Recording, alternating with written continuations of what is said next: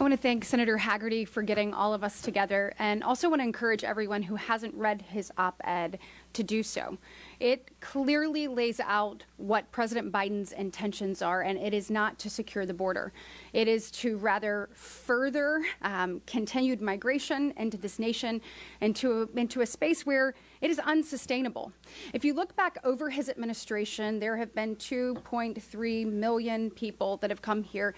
Guys, you need to put that in perspective. So Alabama is the 24th largest state in the nation, and that is about half of our population of 5 million. If you look, that was the last fiscal year alone. If you look at the total compilation to this point in his administration, we're at about 7 million. To what you heard from earlier from my colleagues, we're hitting over 9,000 migrants at our border a day. At the current rate, we will hit 3 million in this next fiscal year alone. That's over 10 million migrants who have come here illegally across our border during President Biden's tenure. Now listen, we've got to put real policies in place that make change. We've got to secure our border. You heard Senator Ernst talk about the unused portions of the border that we have all seen. Listen, President Biden knows that walls work because he's building one around his beach house in Delaware, quite secure, but yet not affording everyday Americans that same respect. We've got to do more.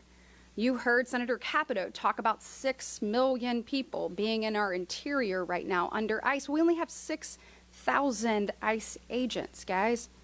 That's where we need to be investing our money, not in NGOs, where we create a shinier object for the drug cartels to use to lure people here.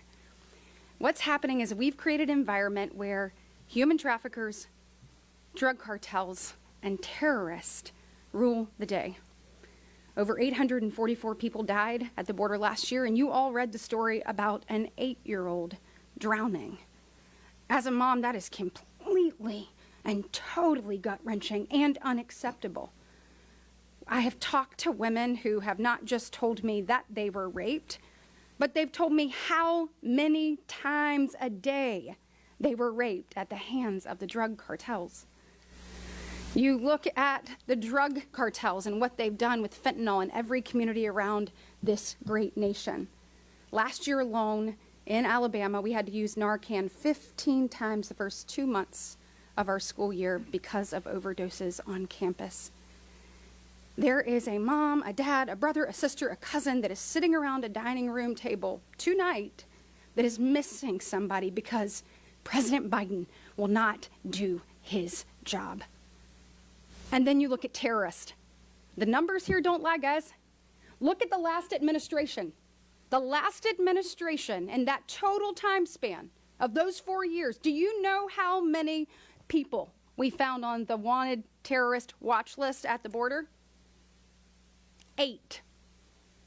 Do you know how many people on the terrorist watch list that we have caught at the border in the last fiscal year alone? And we're not finished yet.